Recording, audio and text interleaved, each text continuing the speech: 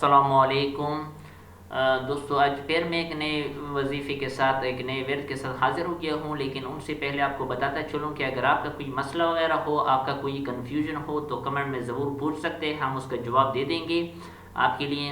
تو ہمیں بھی اپنے دعاؤں میں یاد رکھیے، لیکن لہٰذا ایک بات میں ضروری سمجھتا ہوں کہ ہر ویڈیو میں جو میں کرتا ہوں وہ یہ ہے کہ جو بھی آپ کو پازیٹیو اچھی چیز، اسلامی چیز آپ کو مل جائے تو اس کو زیادہ سے زیادہ شیئر کریں۔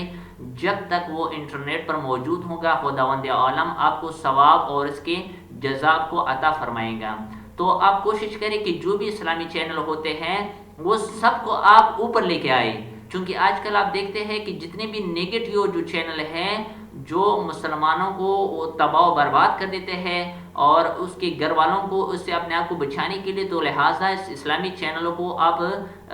اس کی مدد کریں تاکہ یہ اوپر آ جائے اور لوگوں سے فائدہ اٹھائے۔ تو آج جو ہمارا کھانے سے پہلے آپ کو امام صادق علیہ السلام سے منقول ہے کہ جو مسلمان کھانا کھائے اور لقمہ اٹھاتے وقت یہ الفاظ کہے بسم اللہ والحمد للہ رب العالمین، تو لقمہ اس کے منہ میں پہنچنے سے پہلے خداوند تعالیٰ اس کے گناہوں کو بخش دے گا۔ یہ تہذیب الاسلام علامہ مجلسی رحمۃ اللہ علیہ نے لکھا ہے، تو خود بھی اس پر عمل کر لے، دوسرے مومنین کے ساتھ صدقہ جاریہ کی نیت سے شیئر کر لے۔ شکریہ۔